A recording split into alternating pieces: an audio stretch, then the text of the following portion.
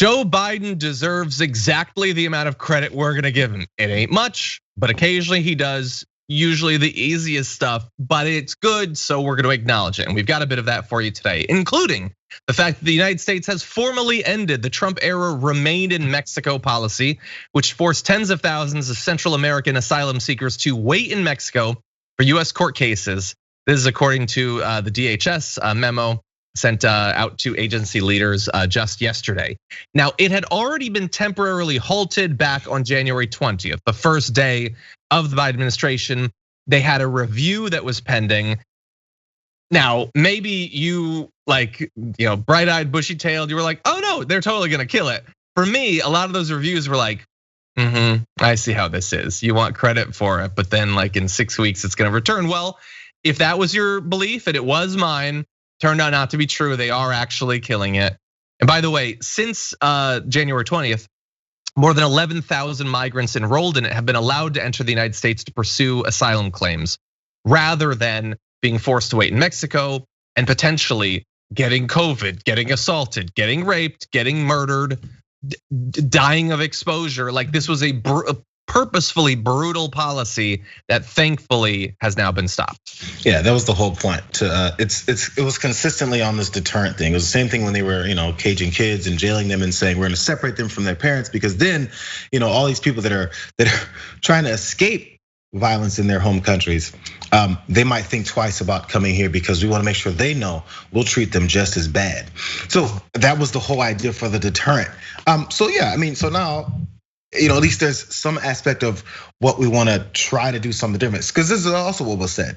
A lot of times they'd like to, the people that were opponents of any asylum seekers coming up would say, oh, well, they're just running up here to destroy the country and these aren't real cases.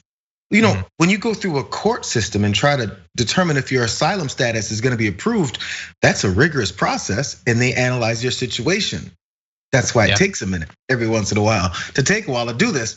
So this lie about, oh, they're flooding everything because they know Joe Biden's just gonna let them walk through and go to your front door and start raping your daughters in their bedrooms. It's exactly what that's the push they were going for. It's all based in fear, and these guys are vicious animals. They basically called them that. Coming up here, and they've learned well from their violent home countries to come in and exhibit the same kind of actions on your family.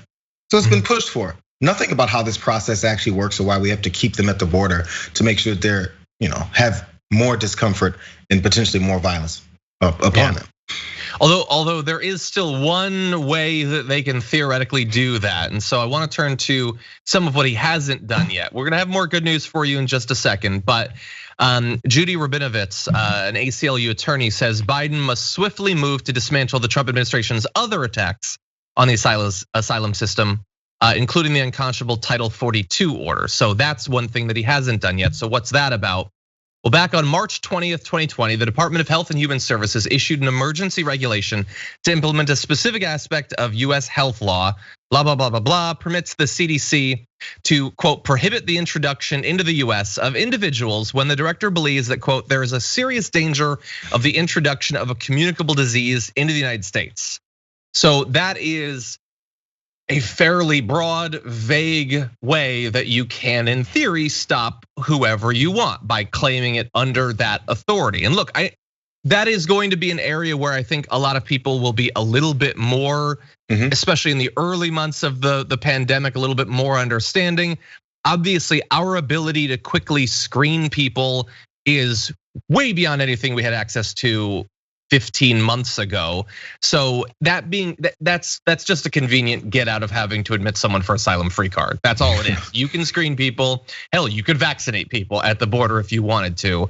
And so that is yet another one of the immigration and asylum changes that the Trump administration had done that Biden hasn't yet changed. So there's some he deserves credit for, others not. Apologies. So as you said, no, it's a quick and easy fear tactic that should land with a significant number of people, because who does want the potential introduction of an influx of folks that have potential, COVID or any other kind of communicable diseases, right? So that's a normal thing that even across any kind of political spectrum, you may say, well, let's have some responsibility to make sure that we have this at least working in a general sense. And then it ends there. The problem is that it ends right there with the fear. And it should go on to say, so how do we make sure that we limit these types of things from happening? Because folks are still coming and there's actual asylum seekers. Maybe they do carry some of these things, and maybe they did contract COVID on the way up or wherever. Do something about it. That's the part that we like to leave off. Oh, this most powerful, the richest, most powerful, strongest country in the world's history has ever seen. Yes, we can't do anything about it. No, we can always do something about everything. Trust, we can. We just choose whether or not we want to or not, or if we want that to be the end game. Yeah, with our manpower and our money, we choose what we care about. Exactly.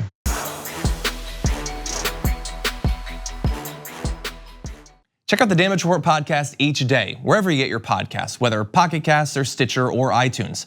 You can join me as I give you the news and stories you want, with a range of co-hosts and interview guests jumping in on the fun each day. Again, that's the Damage Report, wherever you get your podcasts. And if you get them at iTunes, don't forget to rate and review. Sometimes I'll read them live on the show.